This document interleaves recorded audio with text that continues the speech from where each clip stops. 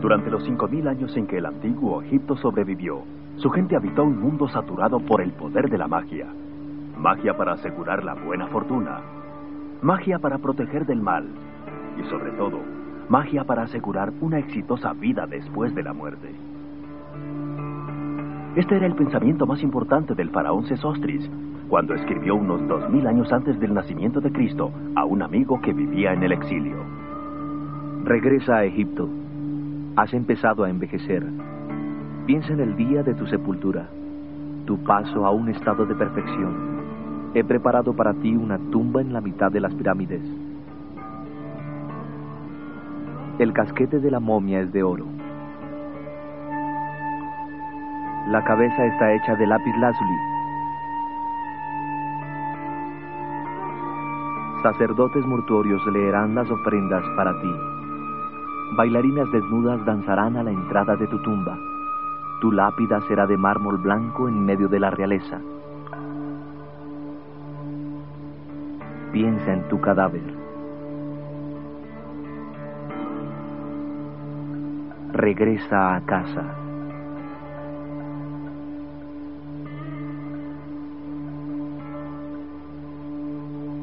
No debes morir en el extranjero.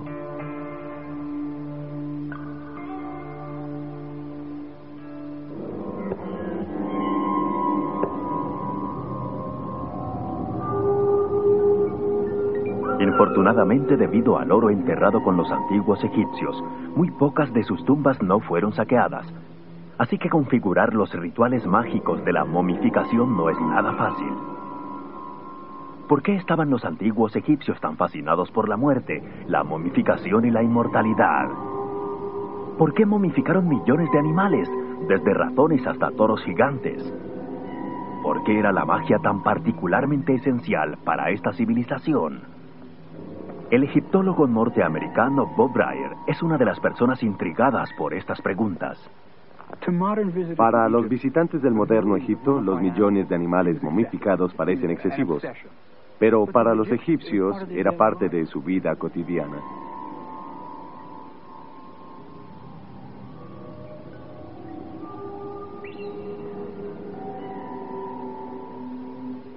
Estas galerías son un testamento de fe. Cada vasija contiene un halcón momificado como este que se asoma aquí. Fueron traídos por peregrinos, uno a la vez, para pedir favores a los dioses, tal vez para ser sanados. Nos indican cuán importante era la industria de la momificación en el antiguo Egipto. Había personas encargadas de las vasijas, otros criaban a los halcones. Debió existir una pequeña ciudad alrededor de las galerías que proveía de halcones a los peregrinos que venían a ser curados. Hay más de 1 millón de halcones traídos de uno en uno por peregrinos. Las galerías se extienden más de 1,5 kilómetros.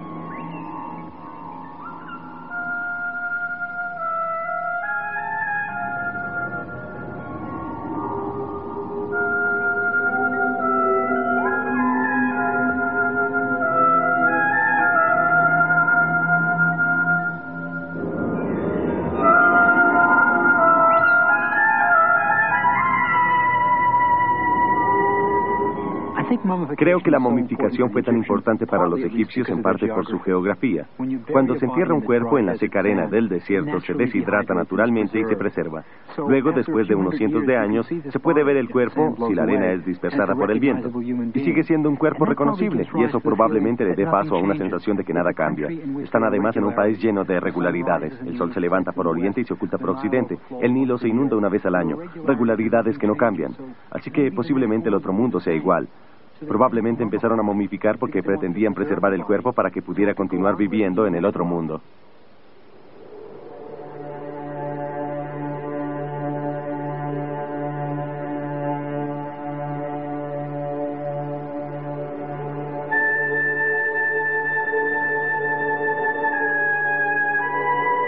Y para continuar la vida después de la muerte, los faraones egipcios fabricaron enormes tumbas mágicas para proteger sus cuerpos momificados.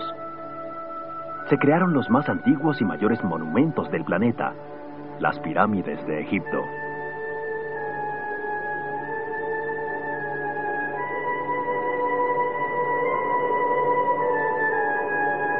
La más antigua es la de Saqqara, construida alrededor de 2630 a.C. Sus lados escalonados ya perfilados con la forma que luego tendrían las demás pirámides. Un corto lapso después de finalizada la primera construcción enorme de piedra, faraones más ambiciosos estaban construyendo pirámides mayores y más complejas.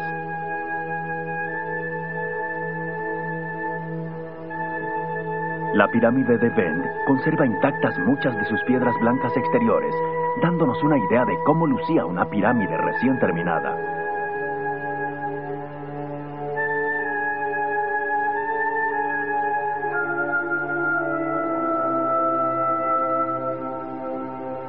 Los edificios se diseñaron como escaleras a las estrellas, por las cuales el espíritu del faraón muerto podía ascender en busca de la inmortalidad. En este siglo hemos permanecido obsesionados por las habilidades tecnológicas y organizacionales empleadas en la construcción de estas pirámides, y hemos ignorado uno de sus aspectos fundamentales. Todos hablan del gran logro de construir la Gran Pirámide y de la tecnología que debían tener los egipcios, pero junto a la tecnología estaba este mundo mágico no observado. Había igualmente muchas cosas que no conocían, y estas conformaban parte del mundo en que vivían. Para ellos no significaba de ninguna manera una oposición. Había aspectos que ellos entendían y otros que eran controlados por la magia. Para el antiguo egipcio estaban interrelacionados. No era una cosa o la otra, ellos trabajaban la magia y la ciencia.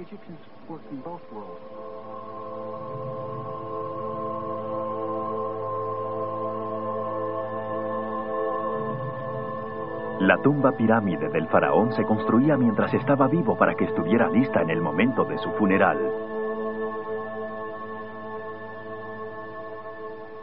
Los egipcios creían en la resurrección, creían que el cuerpo físico con el que se vivía en esta vida se levantaría y caminaría de nuevo resurrecto en el otro mundo, y por esta razón momificaban a sus muertos, porque era crucial que el cuerpo se conservara para poder disfrutar de todos los placeres de este mundo en el siguiente.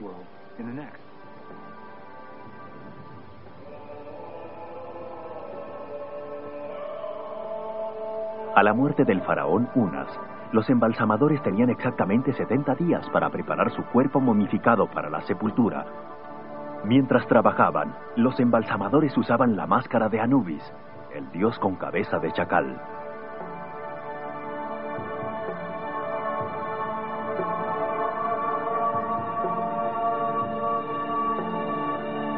El día del funeral, el cuerpo momificado del faraón Unas fue transportado por aquí, lugar que antes estaba totalmente cubierto, con solo una pequeña ranura en el techo para permitir la entrada de luz. Momificado, envuelto en oro, acompañado por sacerdotes que cantaban oraciones, el ataúd fue llevado hasta su tumba piramidal.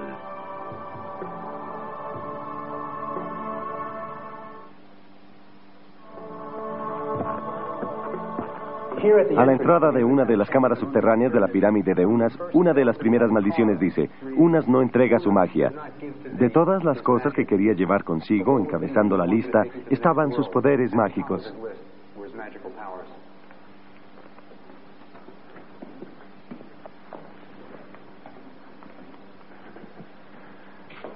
Sobre estas paredes, el texto significativo más antiguo del mundo es enteramente mágico. Para los egipcios, el mundo era el milagro. Al escribirlo, se le hacía suceder.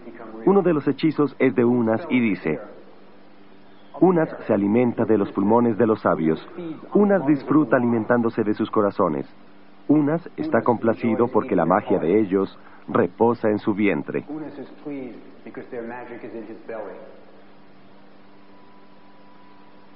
Así que Unas viajaría al otro mundo no solo con su magia, sino también con la magia de los demás. De estas paredes fluyó una tradición de 3000 años de magia.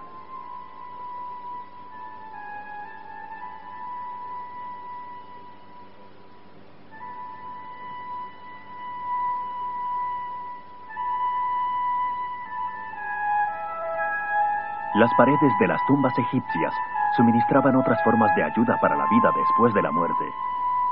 Los sirvientes debían servir a sus amos en la muerte como les habían servido en la vida. Este era el arte al servicio de la magia, así que el cuerpo debía ser dibujado con 2 piernas y 2 brazos. Nadie quiere un sirviente manco por el resto de la eternidad.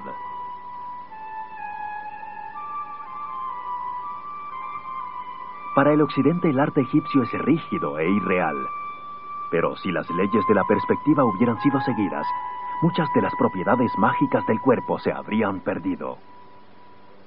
Cuando el artista no se veía impedido por las restricciones mágicas, podía representar el cuerpo humano tan acertadamente como cualquier artista.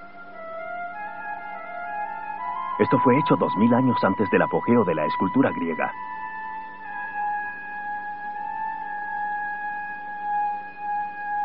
El énfasis sobre la muerte, la momificación y la tumba no significa que los antiguos egipcios fueran una raza oscura y mórbida. En las paredes de sus tumbas ilustraron la vida del Valle del Nilo, la vida que amaban y deseaban después de la muerte.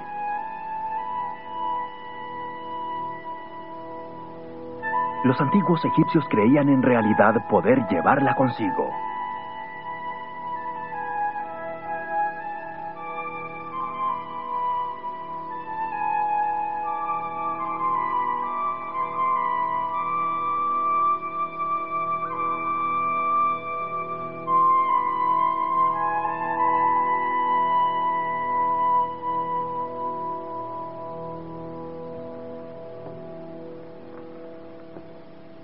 Los antiguos egipcios momificaron todo tipo de animales, desde escarabajos hasta cocodrilos, pero el mayor de ellos fue el toro de Apis. Al contrario de lo que sucedió con los gatos y los íbices, que fueron momificados por millones y que fueron criados para ser sacrificados como regalos a los dioses, solo había un Apis vivo a la vez y estaba marcado con alas sobre su lomo, doble cola.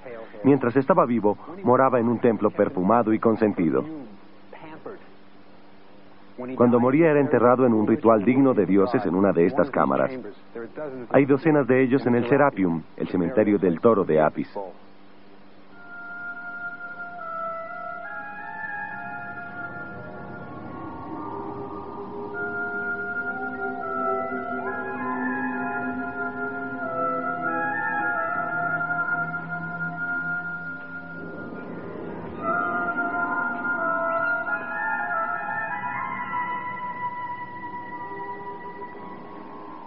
Uno de los toros fue enterrado en este sarcófago a su muerte. Una simple oración está inscrita en su superficie. Para el Apis, el amado, reciba vida, estabilidad y prosperidad para siempre. Además se colocó la fachada de un palacio a la entrada, una imitación del palacio del faraón para que ésta pudiera ser la casa eterna del toro de Apis. El sarcófago de 65 toneladas con una tapa de 20 toneladas no era apropiado para proteger el cuerpo del toro. El oro y las joyas eran probablemente demasiada tentación para los ladrones. La tapa fue levantada, el cuerpo vejado y el oro y las joyas robadas.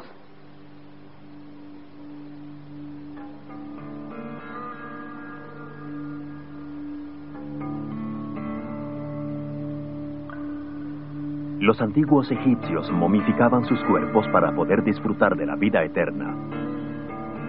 ¿Pero cómo lo hacían? Estos cuerpos fueron momificados al tiempo que los británicos terminaban Stonehenge, y sin embargo las manos, los dedos, el rostro están perfectamente conservados. Bob Brier decidió que la única manera de responder estas preguntas era realizando un singular experimento. Hacía 2000 años que nadie momificaba al estilo egipcio, así que había muchas preguntas sobre los detalles de cómo se hizo. Pensé que la única manera de responder estas preguntas era realizando una momificación con un cadáver moderno al estilo en que lo habrían hecho los embalsamadores del antiguo Egipto. Lo hicimos finalmente en el Colegio Médico de la Universidad de Maryland. El cadáver pertenecía a un donante, alguien que entregó su cuerpo a la ciencia. Este proyecto fue seleccionado para su cadáver.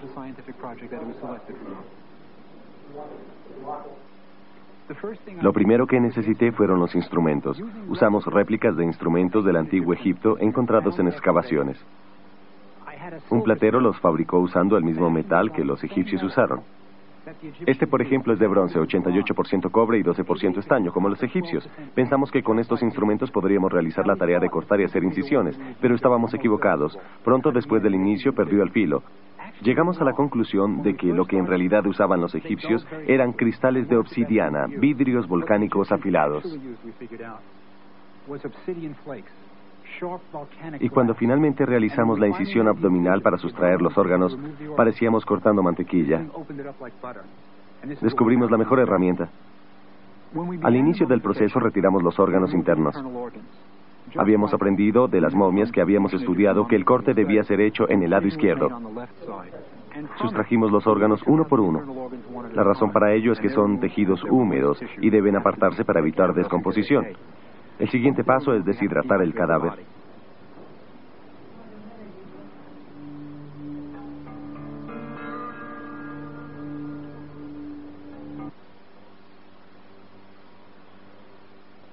Los egipcios simplemente enterraban los cadáveres en las arenas calientes y secas del desierto para deshidratarlos y así preservarlos.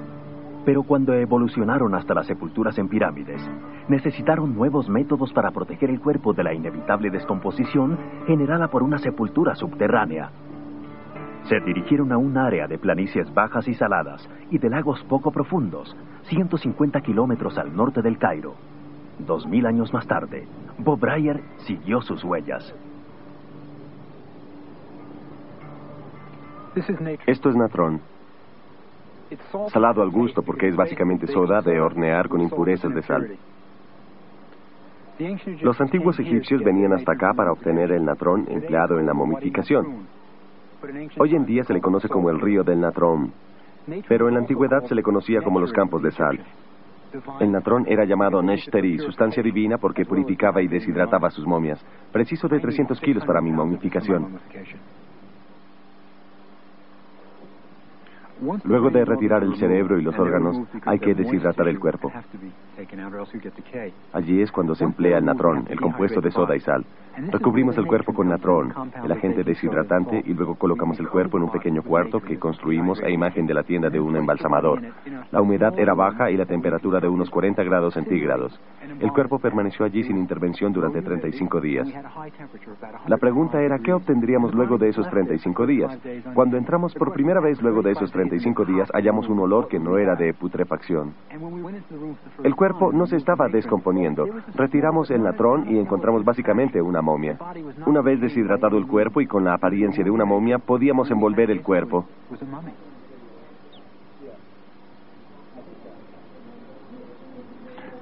Seguimos los rituales egipcios de un papiro que conservamos y que decía cómo envolver el cuerpo. Conseguimos lino puro y lo cortamos del tamaño de vendas y embalsamamos el cuerpo antes de envolverlo. Incluso para hacerlo más parecido a como lo hacían los antiguos egipcios, escribimos hechizos mágicos sobre las vendas de acuerdo con los rituales egipcios. Y finalmente tuvimos nuestra propia momia.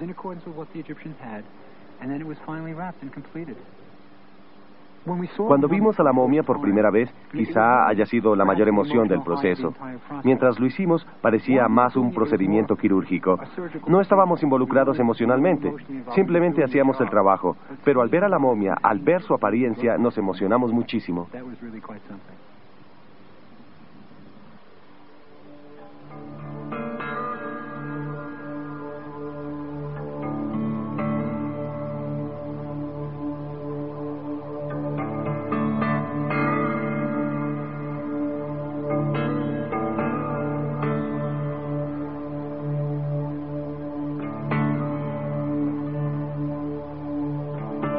En un mundo saturado de magia, cada egipcio llevaba un talismán especial, un amuleto para alejar el mal y asegurar la buena fortuna. Al morir, docenas de amuletos se colocaban dentro de la envoltura de lino de la momia.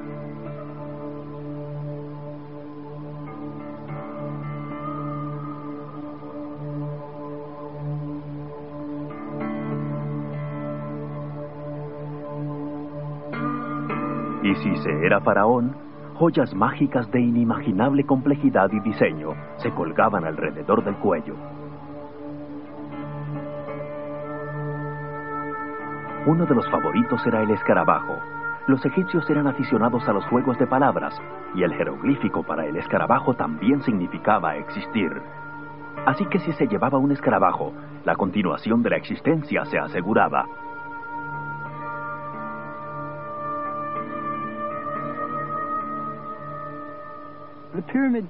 Los textos de las pirámides son los primeros encantos mágicos de alguna longitud que aparecieron por escrito. Están inscritos en las paredes. Después de la sexta dinastía hubo un colapso en Egipto y las pirámides fueron saqueadas. Los textos aparecieron al público por primera vez. Los nobles y los hombres comunes al verlos desearon unos para ellos mismos. Por supuesto que ellos no poseían pirámides, así que en el Reino Medio, luego del Reino Viejo, luego del período piramidal, colocaron los textos de las pirámides sobre sus ataúdes y se conocieron como los libros de loas ataúdes. Con el tiempo, los textos llegaron a ser tan numerosos que no cabían en los ataúdes, usando incluso todos los lados y el interior. Finalmente alguien tuvo la idea de escribámoslos en papiros, así que eso hicieron, pues los papiros podían ser tan extensos como se quisiera, con solo pegar más. Escribieron todos los encantamientos mágicos que quisieron, enrollaron el papiro y esto se convierte en el libro de los muertos. La transición queda siendo de texto de pirámide a texto de ataúd y finalmente al libro de los muertos.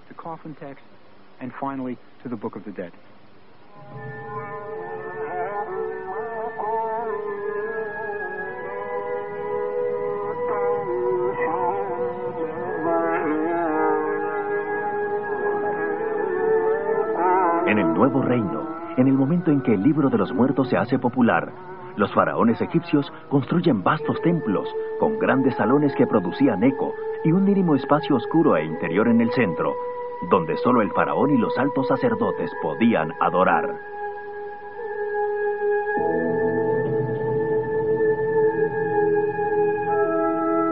En templos como este, el Karnak en Luxor, miles de sacerdotes depilados completamente se bañaban 4 veces al día, vetados del consumo de comidas impuras como el pescado, y vestidos únicamente con prendas de lino, celebraban los innumerables ritos que aseguraban la continuación del Estado egipcio.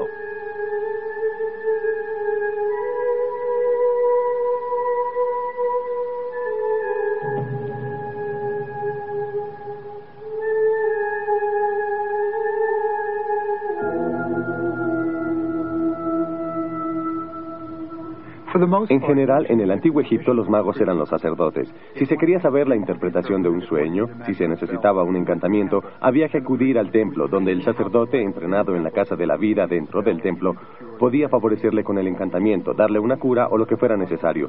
Los magos eran fundamentales en la vida diaria del antiguo Egipto. Se creía que la vida entera estaba permeada por la magia. Si alguien se enfermaba y no conocía la causa, se atribuía a la magia. Los sueños predecían el futuro y debían ser interpretados. La magia era parte de su vida diaria.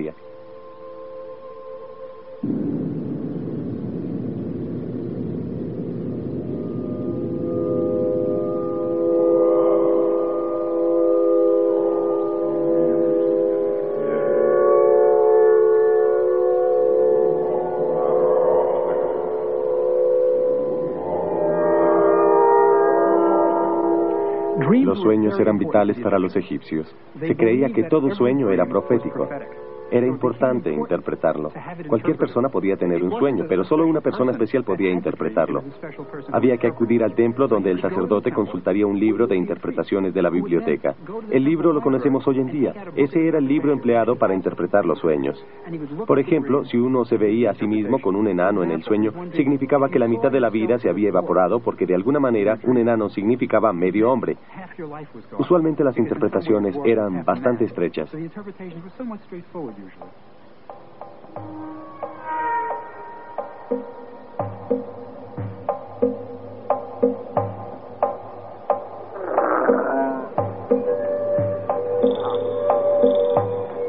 Una de las historias más famosas de sueños es la de un joven príncipe que estaba cazando. Al mediodía, cansado, se quedó dormido cerca del lugar donde la esfinge yacía parcialmente cubierta por la arena. Soñó que la esfinge le hablaba diciendo que si limpiaba la arena que la cubría, el joven príncipe se convertiría en faraón. El príncipe lo hizo y pronto se convirtió en el faraón Tutmosis IV. Agradecido con la esfinge por su ayuda mágica, el faraón erigió este monumento para que se recordara por siempre esta historia.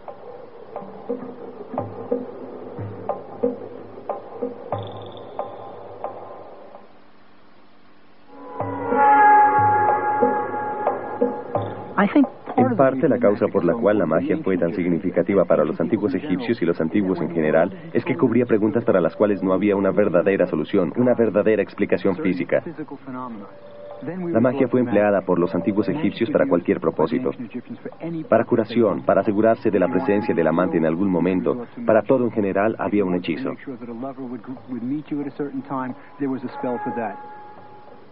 3000 años de vudú moderno. Los egipcios empleaban ya pequeñas figuras de cera como esta, tanto para buenos como para malos propósitos. Si alguien quisiera emplear una figura así contra uno, probablemente le clavaría un cuchillo o algunos alfileres. Si alguien quisiera hacerle daño, habría que acudir a una vara mágica como esta para protegerse. Esta muestra a algunos animales devorando a sus enemigos. Lo que más me atrae de esta es que tiene las instrucciones escritas sobre ella. Este jeroglífico significa protección y aislamiento. Sirve para protegerse. Este jeroglífico significa el bien. Es para un aislamiento beneficioso. Con la vara solo hacen falta las palabras. El ritual vendrá después. Tenemos aquí un encantamiento para protegerse contra la plaga y la diosa maléfica Sekhmet, quien envió a sus mensajeros. El procedimiento a seguir sería el de rodear con la vara todo lo que quería protegerse mientras se decían las palabras. Empezaríamos por aislar nuestro hogar y luego enfrentaríamos al enemigo diciendo: «Oh, demonios de la enfermedad, apartaos».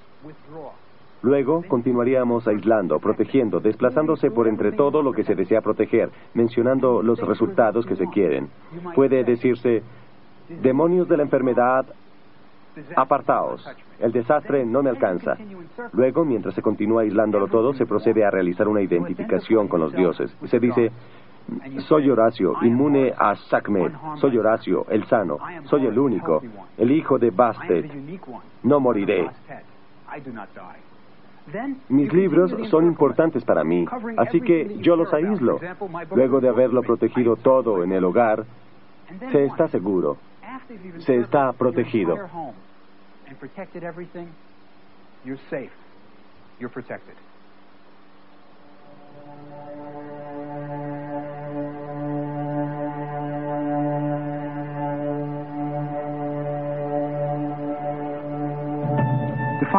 No es fácil definir la magia, pero parece ser algo que trasciende lo natural, algo sobrenatural. Los egipcios acudían a la magia cuando tenían un objetivo específico. Si se quería arrojar una maldición sobre alguien, o si se tenía algún tipo de pregunta específica, incluso con respecto a los dioses, se acudía a la magia.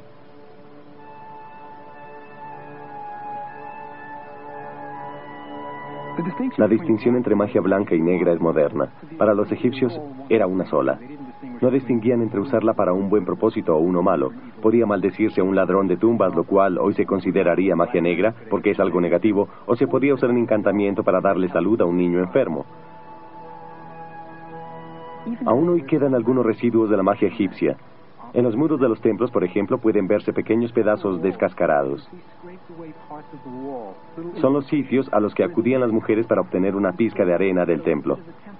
Para lograr un embarazo lo cocinaban con el pan. Hoy quedan aún muchas personas que creen en los poderes de los muros de un templo egipcio.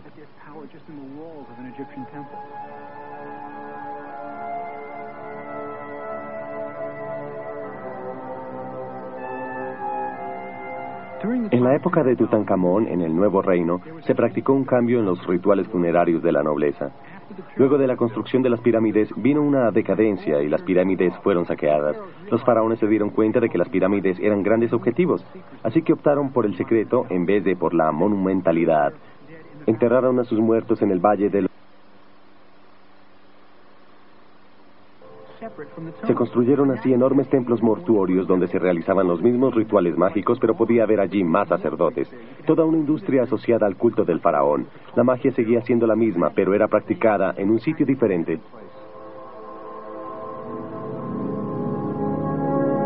En una profunda grieta del valle se encuentra la tumba del faraón Tutmosis III. Muros tallados en forma oblonga, el signo de la realeza, protegen el sarcófago del faraón.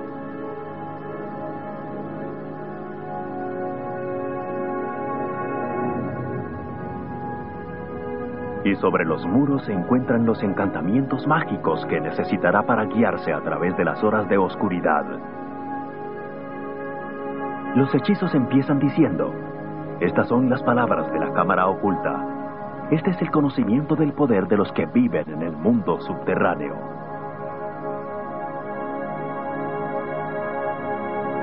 Estos encantamientos guían al faraón mientras se desliza en su barca hacia las profundidades del mundo subterráneo.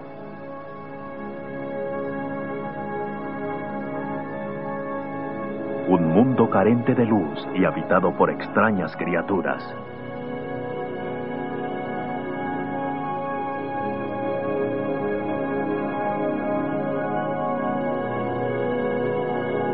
Luego llegaría un sonido como de tormenta en el cielo, y el poder del rey estallaría hacia arriba, desde el mundo subterráneo, hacia la inmortalidad, acompañado por el siempre activo escarabajo.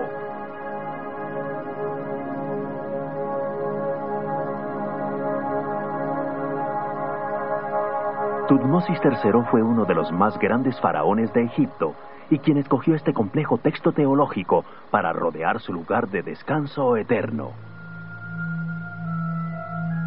130 años más tarde, un faraón menor fue enterrado luego de un corto reino y rápidamente puesto en el único lugar disponible en el Valle de los Reyes.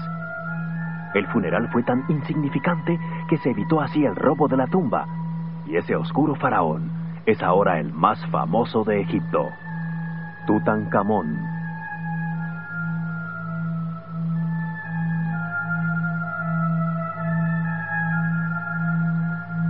De todos los faraones enterrados en el Valle de los Reyes, Tutankamón es el único que permanece en su ataúd.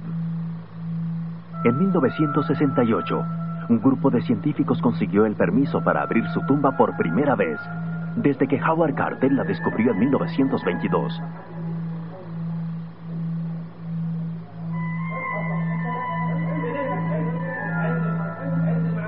Al retirar la cubierta de oro se halló el cuerpo del rey.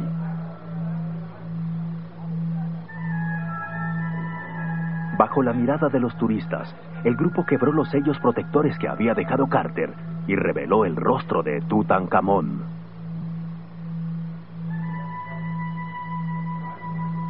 Se realizó una serie de experimentos sobre el cadáver, incluyendo la medición de su cráneo y una prueba de rayos X.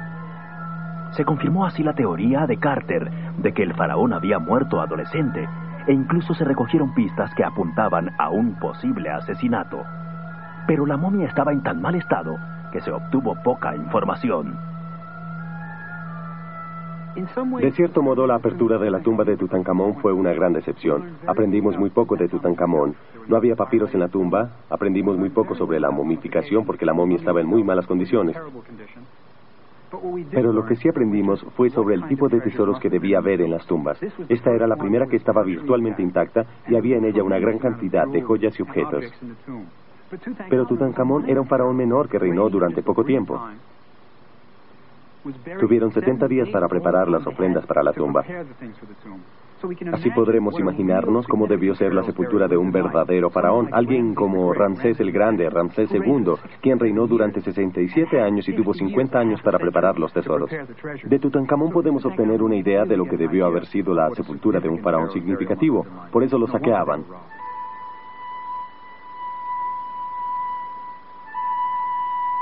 Tutankamón llevó consigo a la tumba todo aquello que por preferencia propia o ritual podría ayudarle en una feliz existencia en la otra vida.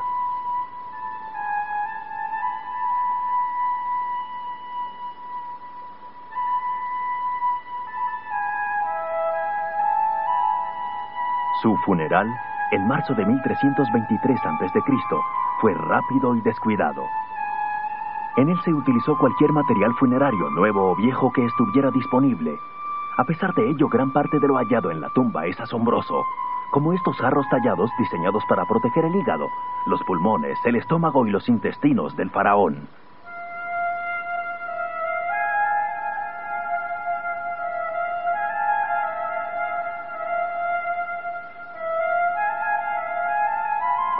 De todo lo que se discute sobre la tumba de Tutankamón, lo que más causa controversia es la maldición.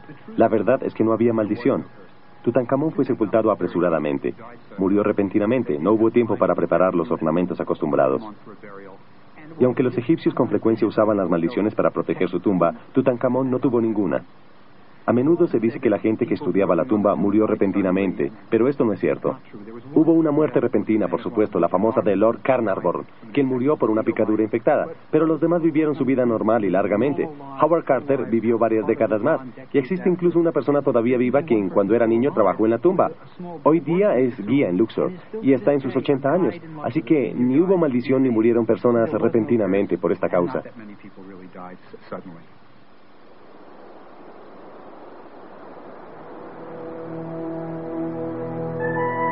El 6 de junio de 1881, con una temperatura que bordeaba los 40 grados centígrados, un pequeño grupo de hombres marchó penosamente a través de este río, cercano al Valle de los Reyes. Estaban a punto de hacer uno de los más sorprendentes descubrimientos en la historia de la egiptología. Su líder, un arqueólogo llamado Emil Brugsch, descendió por este hoyo unos 12 metros.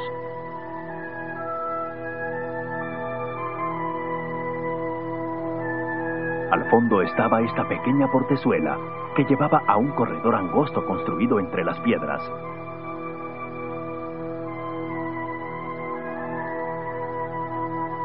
Lo que descubrieron era una bóveda oculta de momias reales. Emil recordaba más tarde: la cabeza dorada sobre el sarcófago de la afable reina Nefertari parecía sonreírme como si fuera una vieja amiga. Recostadas contra los muros o sobre el piso, hallé un número aún mayor de momias. Sus cubiertas doradas y pulidas reflejaban mi mirada incrédula y parecía como si estuviera mirando a la cara de mis propios ancestros. A sabiendas de que los nativos ya habían saqueado la tumba y que podían presentarse disturbios cuando se divulgara la extensión de este hallazgo, Brugsch decidió inmediatamente transportar todos los ataúdes a El Cairo. En pocos días, todos los sarcófagos, todo el equipo funerario había sido elevado a la superficie. Se necesitaron 300 hombres para transportar los hallazgos hasta un barco en la orilla del Nilo.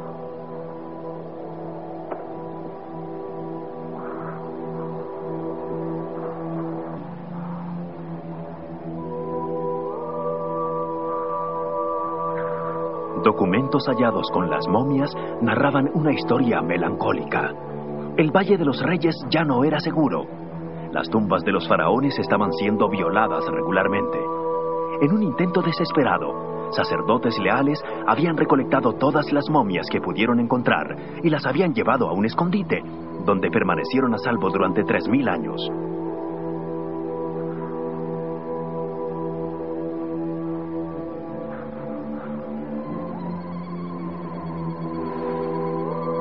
Cuando se divulgó la noticia de la partida del cargamento real, las mujeres del pueblo se reunieron formando una hilera a orillas del Nilo y cantaron su llanto de duelo, como lo habían hecho sus ancestros remotos a la muerte de los faraones.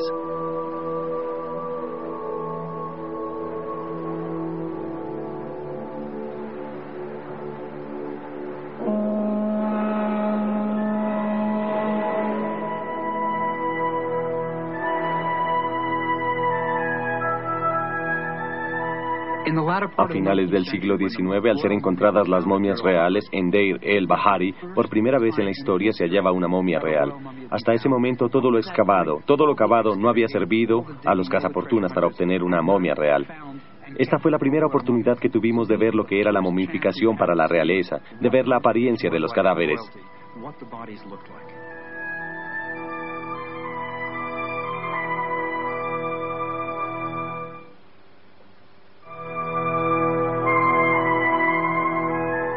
Una de las cosas interesantes de este hallazgo es que por primera vez vimos las técnicas de momificación para la realeza. Aquí tenemos una docena de momias de faraones y vimos por primera vez que para la realeza el cerebro era retirado, posiblemente a través de la nariz y muy cuidadosamente. Hay algo de drama en este hallazgo. Es señal de que no se pudo preservar la seguridad de las tumbas del Valle de los Reyes, de que Egipto decaía con todas estas tumbas saqueadas y de que durante la dinastía 21 se reunieron todas para mantenerlas bajo mayor seguridad en otro lugar fuera del valle, porque no podían cuidarlas. Era el ocaso de Egipto, y así comenzaba el declive.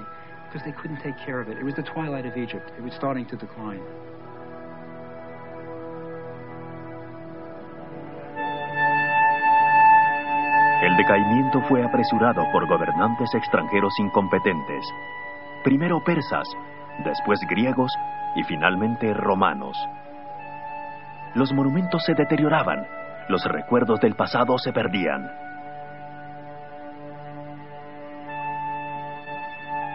Estas estatuas gigantes una vez marcaron el lugar de sepultura de Amenhotep III.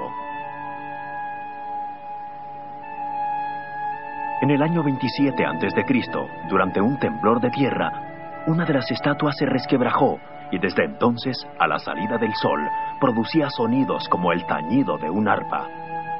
Los visitantes griegos, ignorantes de su verdadera historia, identificaron a la estatua como la de un héroe de la guerra troyana, cuya muerte ésta lamentaba con su llanto de ultratumba, y escribieron sobre su faz su admiración por su héroe mitológico. Pero tu hijo nunca satisfecho, terrible batalla ahora busca. En Troya, Sicilia, descansa ahora, silencioso por siempre.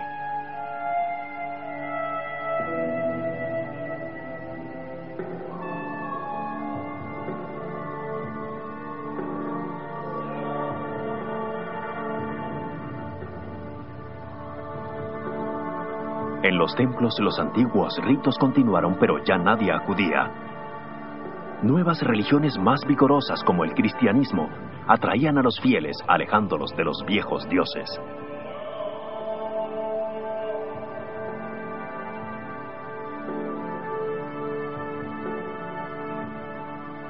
Lenta y seguramente la magia que alguna vez fue el antiguo Egipto moría.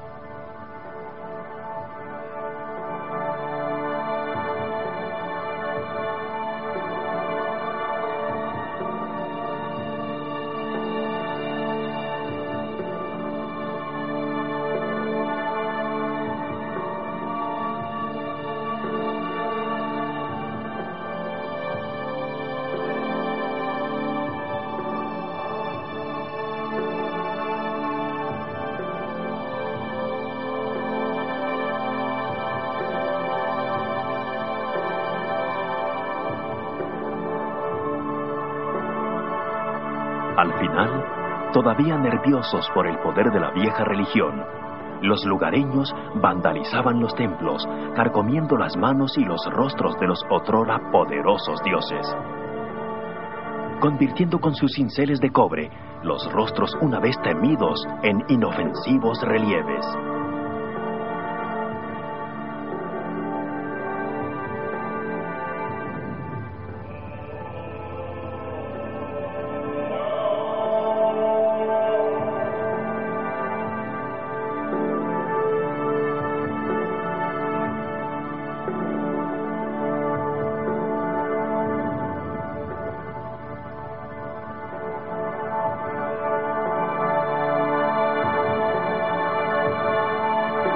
Uno a uno los templos como este en Abidos fueron abandonados. Las arenas del desierto se posesionaron ahogándolos, preservando las formas y colores de sus paredes para los visitantes modernos.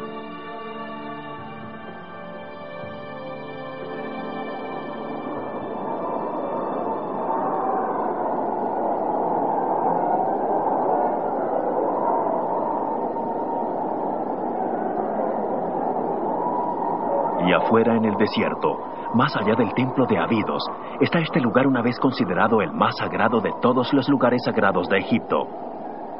Se creía que una vez al año, por este camino entre los acantilados, el espíritu de cada egipcio muerto pasaba para rendir tributo a Osiris, el dios de los muertos. Las arenas del desierto en este lugar están teñidas de rojo por las incontables urnas de ofrendas traídas por los peregrinos para honrar a sus seres queridos difuntos.